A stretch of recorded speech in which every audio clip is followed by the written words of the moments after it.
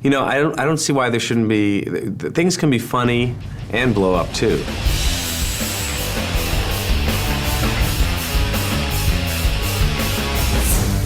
Tropic Thunder, best movie of all time. We're gonna blow this shit up. Woo! We had an explosion that we were doing one day, and it was a pretty big explosion. 90 gallons of gasoline. And we were like all kind of like, whoa, that really blew up. I mean, that's incredible. And our special effects guy was like, yeah, you think that's something? That was 90 gallons. We got 1,600 gallons on Wednesday. It's beautiful!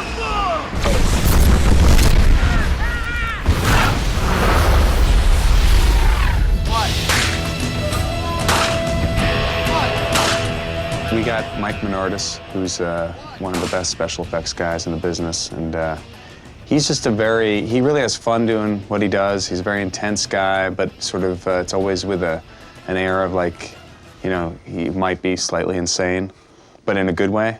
He had his own little sort of kingdom in Hawaii that he took over this warehouse complex where he built all the stuff he needed to build, and you know, and then he would make these little videos, and he would show me the video and say, like, this is what you get when you put a little of this, a little of this, and that's a 50-gallon explosion. Here's a 75-gallon explosion. And yeah, I like the 75-gallon explosion. Yeah, all right. He doesn't talk like that at all. I just like doing that voice. Down there at the bottom is where we have 1,000 gallons of diesel fuel and a propane tank, a 3,000-gallon propane tank and two 500s. That's liquid propane that we're pumping through the lines and into these manifolds down here. So these pipes here are 20 foot long, and they each hold 55 gallons of gasoline and diesel fuel. So it goes 20 feet, then a 10-foot space, and then in between the 10-foot space is these metal pots. Well, those metal pots is what we put a 16-ounce black powder lifter in there and fill that with 8 gallons of gas and sawdust. So when one of these blow up, it throws the gas in the air, then those things blast up, and they help ignite everything, and they give it some height.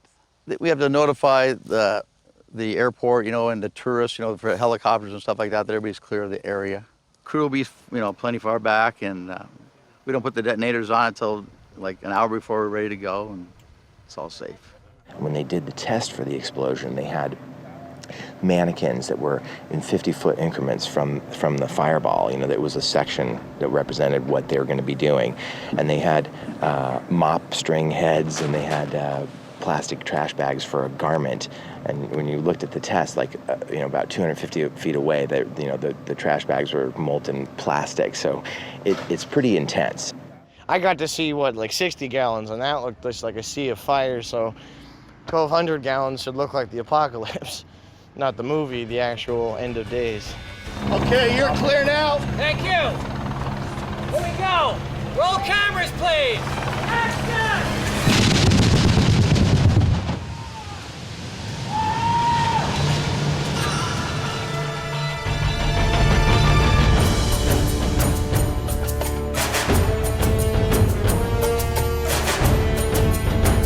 We designed the bridge, and then we had it engineered. You know, there's a structural engineer that we sent the plans through and said, look, we want to engineer this bridge so that we can drive a truck over this bridge. And then special effects tried to blow it up. Blow the bridge!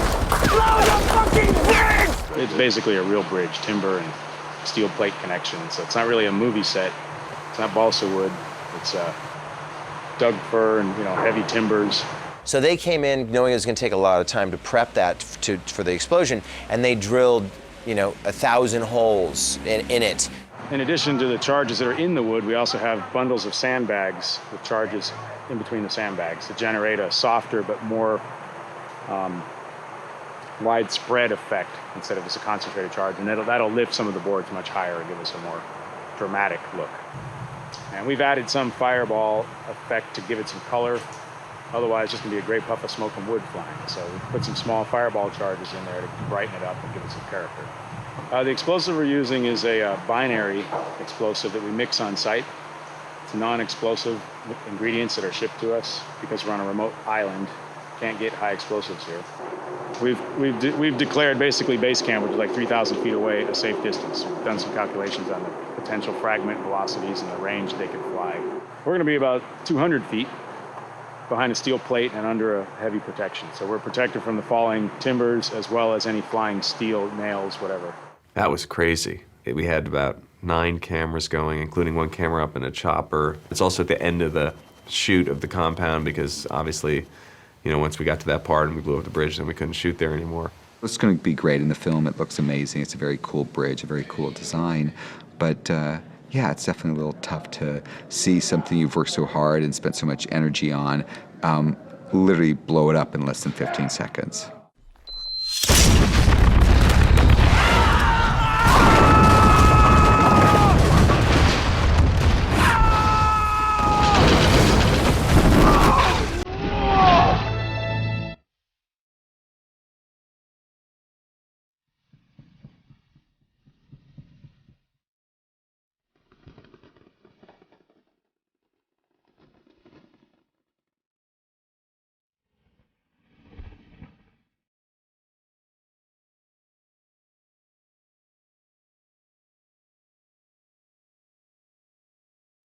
Essentially what we had to do was really stage a large battle sequence with things blowing up and people getting dismembered and people blowing up and helicopters crashing and everything. And then at the end of it, in the same place, be able to simply turn the camera around, and if you're standing and looking forward, you're seeing Vietnam in 1969, and you turn around and you're seeing essentially any large movie set with all the trailers and the tents and makeup and wardrobe and all of that. We want to feel as authentic as all these war movies, Vietnam movies, and even some World War II movies that we've kind of used as reference. And we really kind of have this fortunate opportunity to review like the best nuggets of all these movies and come up with this composite of all of our favorite moments. John Toll, our cinematographer, you know, Had this experience from having done Braveheart and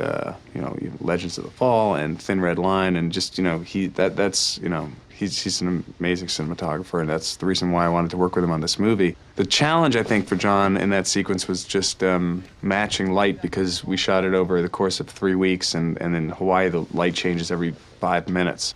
And we tried to do as much stuff for real as possible in terms of explosions and the action and the choppers too. We didn't really do a very minimal amount of the CG, creating CG effects in that way.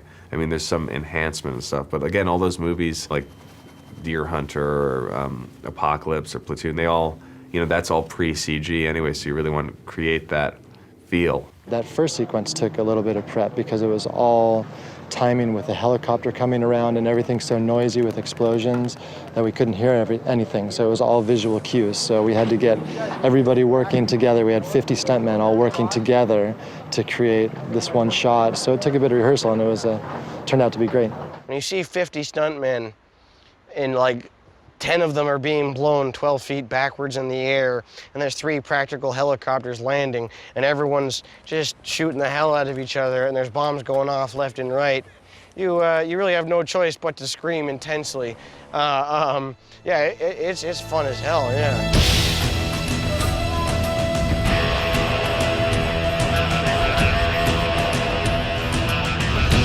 We were supposed to do a boot camp, and I know at a certain point it became a choice between boot camp or cast supper, and they went cast supper.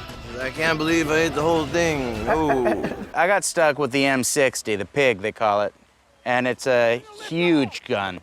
People were saying that I was a natural, which is disturbing. If the gun jams, I just keep on pretending like shells are coming out and it's working, right? But apparently when the chips are down, the fellas want me in their foxhole. It sounded a little dirty.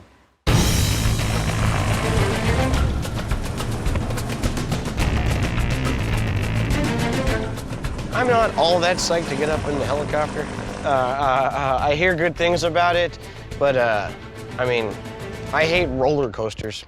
So I can't imagine that a Huey helicopter packed with people and a camera crew is going to be all that much fun for me. But, you know, it's my meal ticket, so hey.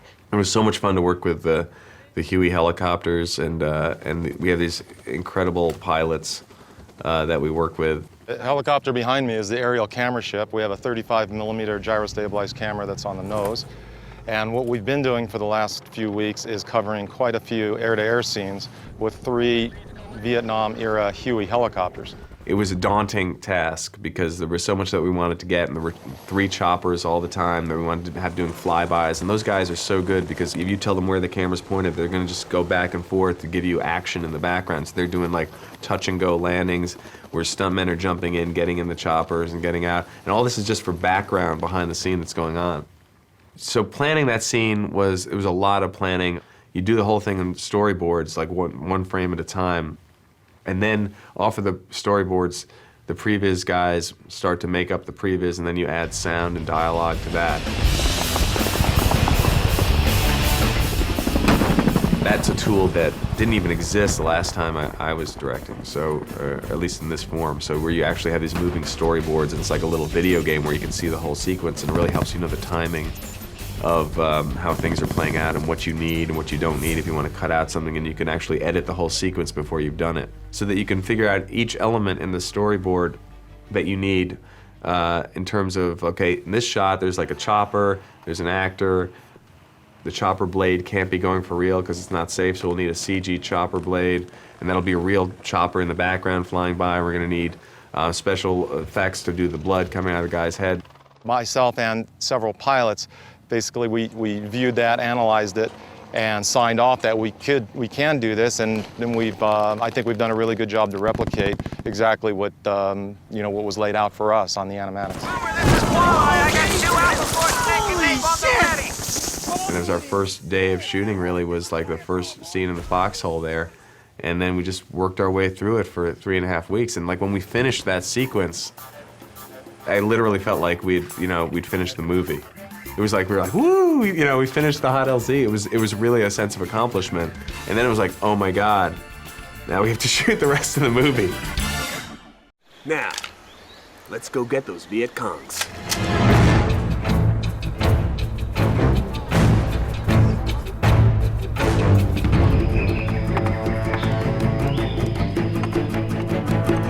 Well, if I'm playing kind of a Chris Farley type, then Ben is probably playing a young Stallone type, kind of beefcakey, kind of tough, macho, but also considers himself a real powerful actor. Who's the platoon sergeant? You! You? Who? You? Here we go, I'm back, sorry. Well, I think as a writer, it was an idea that he could not get out of his head, and he kept on coming up with good ideas and sort of jokes that hadn't been told before. As a director, I think that the commitment to the film grew out of his vision as a writer. As an actor, it was really the chance to work with a major director. His character is a bit of an egotistical idiot, if you like. He mocks big movie stars having, a bunch of assistants running around them. But Ben has a bunch of assistants running around him. And I'm sure there's only 2% of that character in Ben's real personality that he's had to draw upon. Everybody had their own particular eye to hell they had to go through.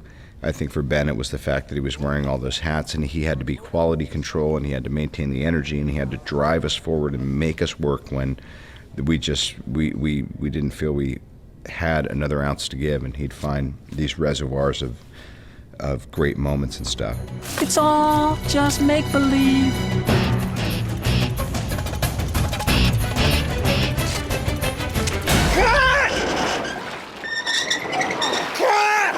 Well, the most confusing time for me was when Ben is in character, in the scene, and his character is telling my character to cut. So Downey and I are acting in the scene, and Steve Coogan's the director, so we're filming the scene of us filming the scene in the movie. And within the movie, I'm saying, I'd like to cut, and the director's saying, no, don't cut, keep it rolling. Still rolling! And I'd be thinking, does Ben Stiller want me to cut, or is it the character in the movie that he's playing, Tug Speedman, saying cut? In which case, if it's the character saying cut, I'm going to say, no, we're not cutting, we're still filming. But if it's Ben Stiller saying cut, then I've just got to shut up and we've got to cut. What we did was we came up with a phrase instead of cut, since we were using cut in the movie. So the phrase when we wanted to stop filming would be, stop, really, just stop now, I'm serious. So whenever I say stop, really, just stop now, I'm serious, seriously, fucking stop. We have to stop. That would be the cue for the cameras to actually stop. That got very confusing. That nearly fried my brain.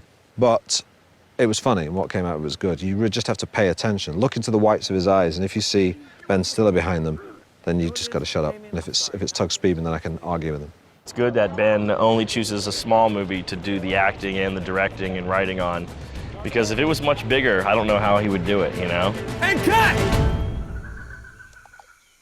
That's the trailer right there. We got ribs. Rib day. And macaroni and cheese day. About 5 weeks ago, we had ribs. We've been giving us ribs blue balls for the rest of the It was a really good day. There was talk of, you know, wow, these ribs are so good, they're gonna do them once a week for sure. Yeah. It's their signature dish. No, they like slimy shrimp. And then we didn't see it. We didn't see any fucking ribs for 5 weeks, and now it's rib day.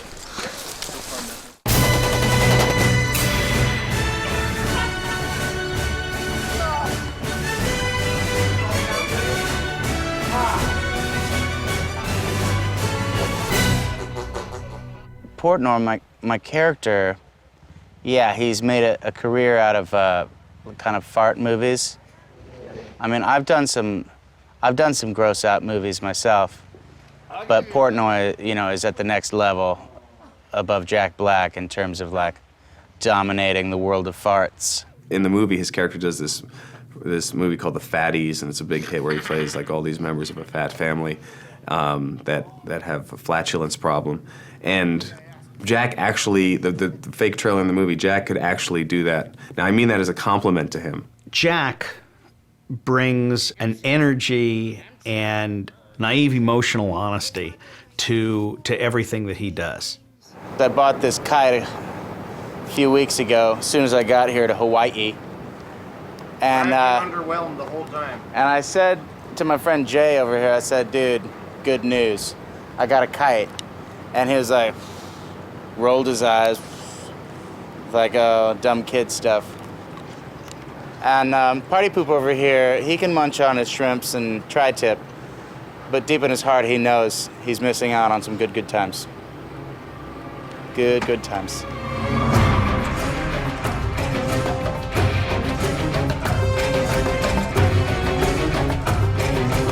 My concern was, you know, what's a water buffalo hide gonna feel like on my naked belly and chest? Is that gonna be a rough surface? Am I gonna have an allergic reaction to this buffalo hide? But actually it was very soft. It was like, you know, one of those fancy tiger rugs or something that you see in front of the fireplace in some movies. It's very soft. I need to wear his stomach skin like a unitard. But he didn't seem to be all that thrilled with me on his back, because I think he was like, oh, fuck, that's heavy. Jack Black is a heavy actor, and he's on me. And I looked in his eyes, and I could have sworn there was anger in the eyes. I'm Tanya with the American Humane Association, and this is Bertha. She's our water buffalo on the movie Tropic Thunder. The trainers actually were going out to pick her up for a normal day of work, and they had found a little baby in the pen with her. She had given birth to a young little calf, and the trainers named the baby after Jack Black, named the baby Little Jack. Nobody knew she was pregnant, so it was quite the surprise, and everybody was happy and healthy, so now Bertha is a mama. Good. All right. Come on the other side, right? I received satisfaction. Okay. Turn around. Even.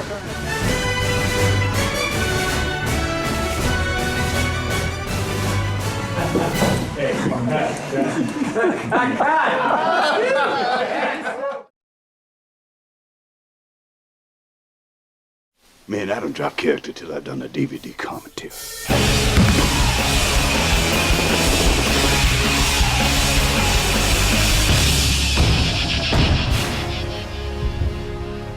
In the movie, you know, Downey You had to believe that his character, Kirk Lazarus, is the greatest actor of his generation, and so we had to find somebody for the role who was actually a serious actor that was respected. Otherwise, it would just feel like, you know, we were just sort of, then it wouldn't have any weight, the character. So Downey's, you know, who else could be that funny and also be taken seriously as an actor, and happens to coincide with his world domination of the global box office.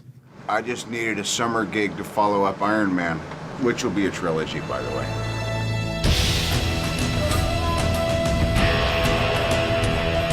What I found very funny about it when I saw Robert in his full black makeup was that he was playing a slightly distorted, slightly misjudged rendition of what he thinks his character thinks a black man's supposed to be. The comedy is about that misjudgment.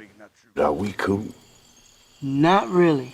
Downey improvised so much. He came up with, I mean, he really hit a groove with the character where I think it was very freeing for him to be this Australian guy who obviously had so much talent and had to focus it into these roles and could never be himself. So much of what's on the screen comes out of the improvisation in the movie. Usually, I have a donkey vagina for dinner.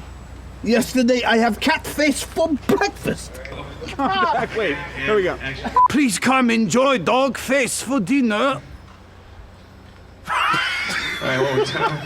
I thought it was a ridiculous and potentially incendiary idea, but I blame it on DreamWorks and Ben Stiller. He stays so true to the character that it's not offensive. You know, it's like, this is a real black dude. And then the thing is, he sounds black too. So it's just like, it just trips your head out. Never had it so good, man. Never so good. You know, I'm like giving him handshakes. What's up, dog? What's up? What up, homie? You know what I mean? I'm thinking he's a real black dude.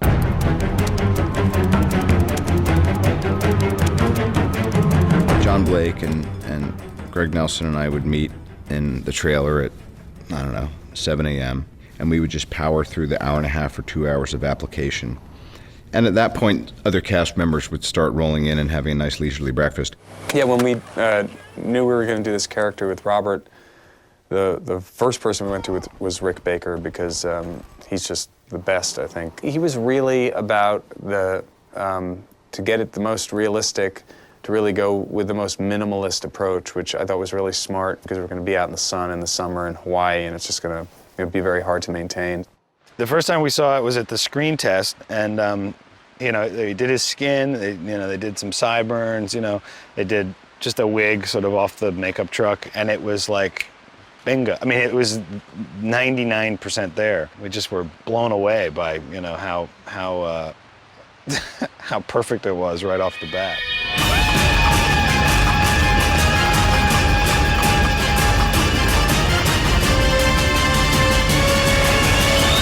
Make them ends, even if it means jacking friends. Now you're doomed. Hollow points to the dome. Once again, it's on. Out come my 22. I'm the cutthroat. Now I gotta cut you.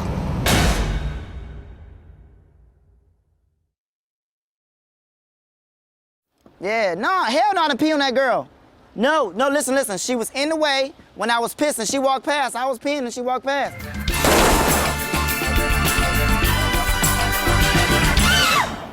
Like Al Pacino, if he rolls with you know, his two bodyguards. He got all his boys, Cornbread and Ruler. He got his booty sweat girls, you know, that he rolls with. And it's just like, he's just so, that's, you know, in touch with all these girls and stuff like that. And it's so over the top. It's so ridiculous. I'm young. I would not really take a shot of this, but if you do, it's a pound of booty in your mouth. Actually, matter of fact, I have a thing of booty sweat right here. This is Al Pacino's booty sweat. I don't think you should, yeah. I don't know if I want to, I don't think you should taste it, but yeah. Well, he's the first guy that auditioned for the role. We have my new energy bar. It's called Bust a Nut Energy Bar. Yes, go get that. It just made me laugh so much, and he really was owning this guy. So what? You're gay. You're also, hey listen, you're also a great artist and businessman. Why not rap about that? I mean, shit, and watch my fragrances, my clothing line, and all my other shit go down south.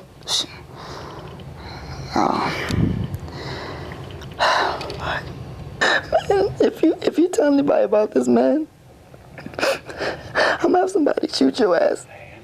Yeah. And he's a really young kid, but he just has a lot of energy. He's a lot of real confidence that he had to have, because he's doing these scenes with Downey and Jack, and he had to come in there like he was the biggest star of the bunch, and he was wonderful.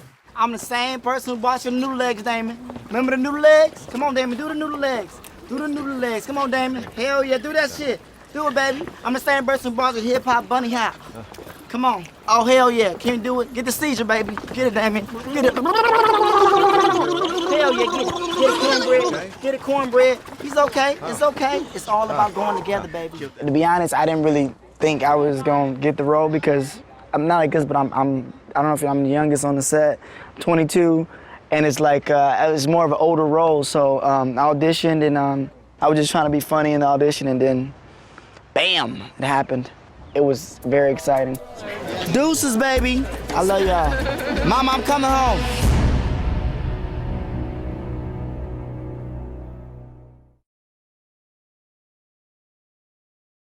Jay Baruchel is incredible.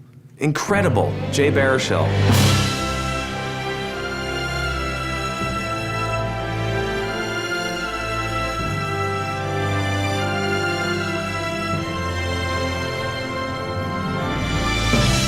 Jay Baruchel, to me, is he's what you call an acting comedic savant. I don't mean that I mean that in a good way, that he's like actually has this amazing ability to, is that bad to say that? Where does it go? Stomach humor. That's this. Bon appetit, everyone. I had actually met and worked with Ben about 5 or 6 years ago on like the first TV show I did in the States was called Undeclared, and he actually did a guest spot on one episode, so I got to hang out with him that time. Truthfully, it was an audition like any other audition, except for Ben was laughing a heck of a lot, and like as an actor, you can't ask for any kind of better audition situation than having the director like laugh uproariously at everything you say. Like, it's way worse ways to audition. Yeah. Who are you? I'm Kevin. Are you serious? I'm Kevin Sandusky. I'm playing Brooklyn. Oh yeah, right. Hey, how you doing, Jeff? Who are you? That's awesome, man. Kevin Sandusky. I play Brooklyn. We've been working together. All right. I like you. Yeah, man. It's a real honor to be here. I can tell it's gonna be a good experience. I'm really having a great time. Can you help me out, man? I'm looking for this guy, the grip with a bandana. He's got a package for me. But he actually gave the guy a character, sort of written originally as a straight guy for everybody else, but he's actually funny in the way he plays Brooklyn in the movie, because he's playing sort of the stereotypical, Jewish soldier kid in the foxhole, and he really just got that 100%. I need fixed wing on the green to my whiskey. We got buku zips in the Z. Rock and roll. I repeat, walleye. I need fixed wing. That looks like it could be that. Yeah, fuck me. Everybody in any profession wants to work with the best people at that given profession, and that's what I'm getting to do here for me. For my money, we got pretty much the funniest people in the world here. Let's just say if a bomb went off today, there would be no funny movies for a very long time. I understand you did a lot of research for this role, got into character. What?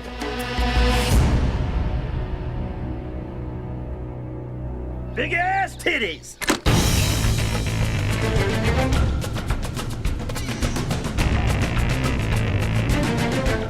So yeah, Cody's bringing a lot of hoses with him. Keeps it wet around him. There's a mullet going on. There's a little bit of action at the top. There's some Vanilla Ice type lines here, There's a hose that sprays behind me every time I move around or anything. It's weird. It's really crazy. Danny McBride, who's just, sort of hit the scene the last couple of years. He's really hit the scene. The guy's like all of a sudden in so many movies, and deservedly so. Dudes, I know we'd all rather be fucking Suzanne Summers, but we need to focus right now. Tuk, I'll pull your little pants down and smack your fucking ass.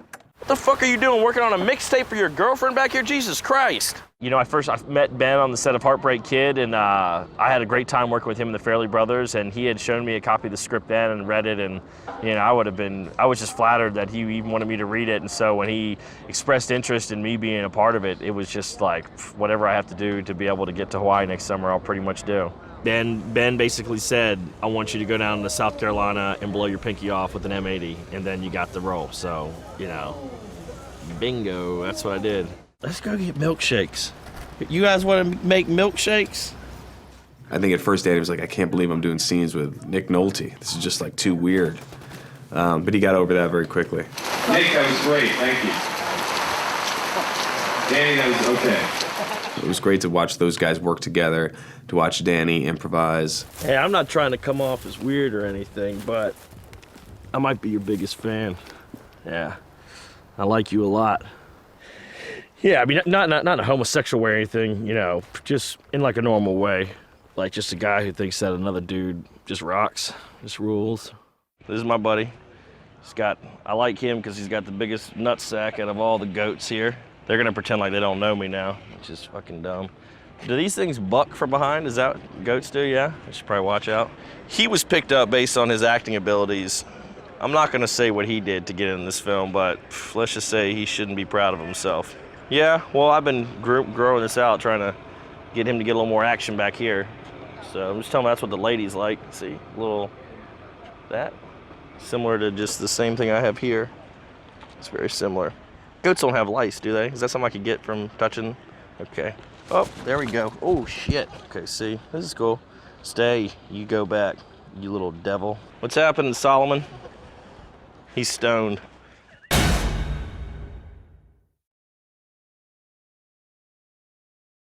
And then what would you say has been your favorite part about working on this? Waking up in the morning. Yeah. I'm always surprised when I wake up. Now I take it this is makeup, the blood coming out. No, this is problems from the 80s. It was a different kind of filmmaking back in those days.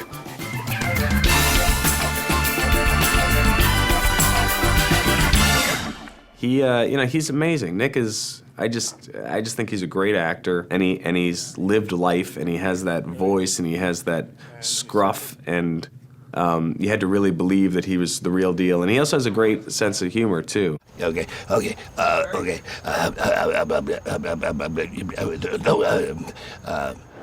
have a tooth that came out, and I said, Ben, do you like it with the tooth or without the tooth? And then I swallowed the tooth, so it had to be without the tooth, you know. Yes, Four Leaf! Yes! Yes! Yes! Yes! Yes! Yes! Yes! Oh, fuck. Did it again. I saw where I'd have a chance to bully some movie stars. And I don't get that opportunity very often, you know, to tell them that they're pansies, you know. Which they are, you know, they are. He's just trying to get some screen time. Yeah. Ah! Yeah. What? What? You know, he's jumping around like that. What the fuck is wrong with you? Oh, what the? Jesus. I grew up where it was hard work, Robert Mitchum, all these guys, you know. They didn't even have trailers. You know, Mitchum just had a chair. And he just sat out all night. And wait till next day to shoot, you know. He has hands! He killed Damien! Bullshit! He did something bad to Jamie Lee Curtis. Almost! I mean, a lot of people don't get to kind of soar over Oahu with Nick Nolte, so that's definitely, you know, that's kind of cool. Yeah, it's all right. Kauai. Yeah, Kauai. Yeah, we're not in Oahu. No, this is Kauai. Yeah. A lot of people fly with Nick Nolte over Oahu. It's Kauai that is the difference, you know? Take him off the fucking grid! Yeah!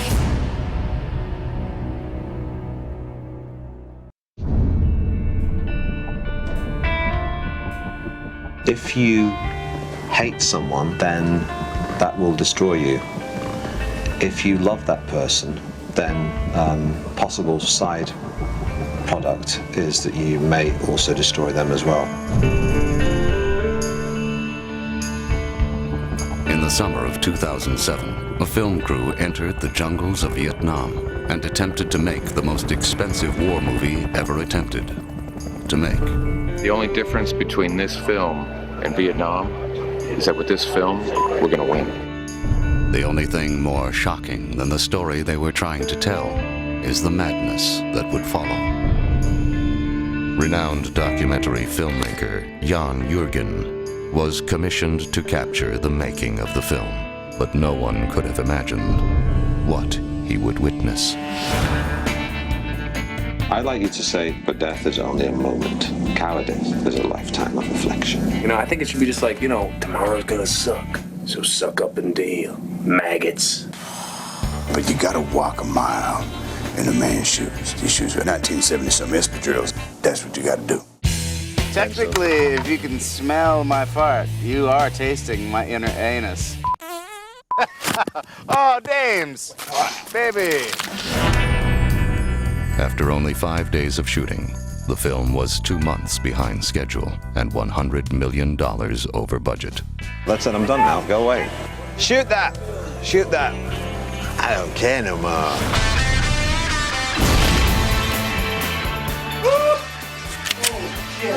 Now what? I'll give you life! You're crazy. I'm fucking king of the mountain!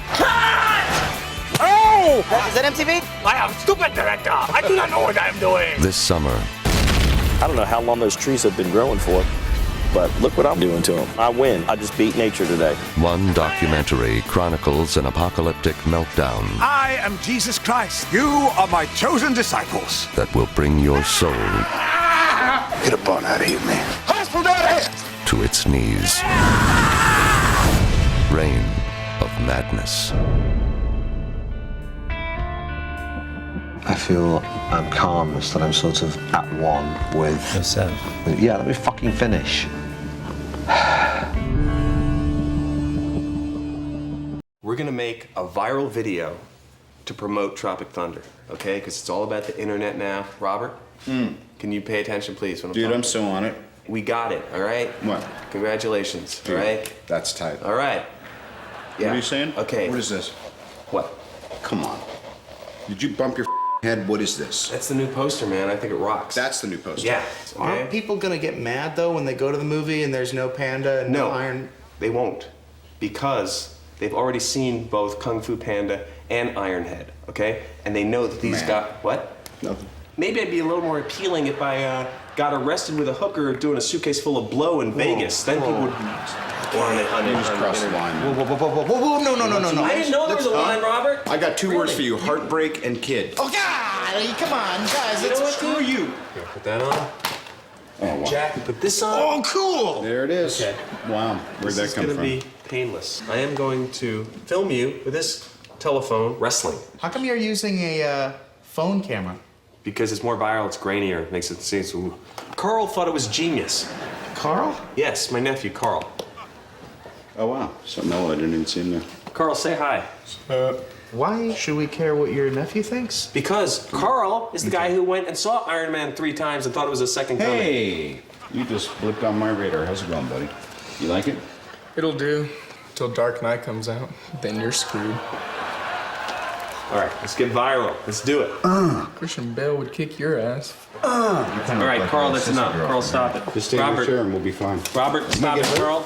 Hey, Carl, hey, stop hey! it. You Stop want to make it? You want Carl. to make it to graduation? So what would you like to see in a video? What would excite you, Carl? You can kick Panda in the nuts.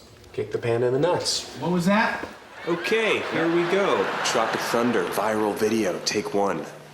Go see Tropic Thunder with the panda, and don't forget the Iron Man.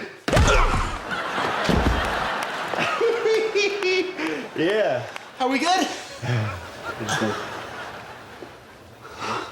Hey, dead eyes. Look alive. What? I think you gotta lose the cup. Lose the cup? Lose the cup? What do you think? It really hurt with the cup. And Robert, Yes, boss. nail him in the nuts, okay? What about the press tour and all that? Don't we need him for that? Because I'll tear him to smithereens. We don't need his nuts for the press tour. What was that? Nothing. Okay. I couldn't hear. Okay. Here we go. Hey, sing us another little song, Black.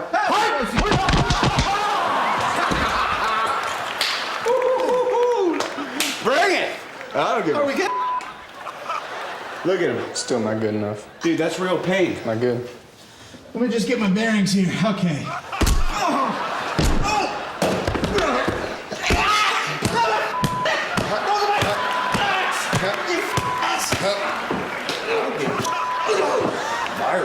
Call it, friendo. Call it. Call it. We've been calling it your whole life. 3, 2, 1.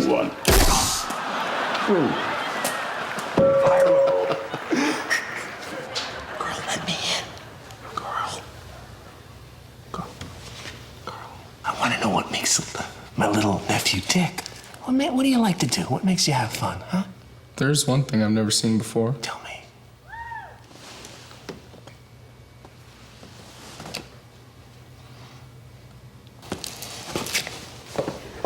My name is Jack Black. They put a bomb in my brain through my nasal cavity. Please forward this to your friends. Oh, thank God. I thought you guys were gonna... I think we got that. I got priors, so I'm gonna roll. Okay, I got a record. I don't wanna... Boom, boom. See you, bro.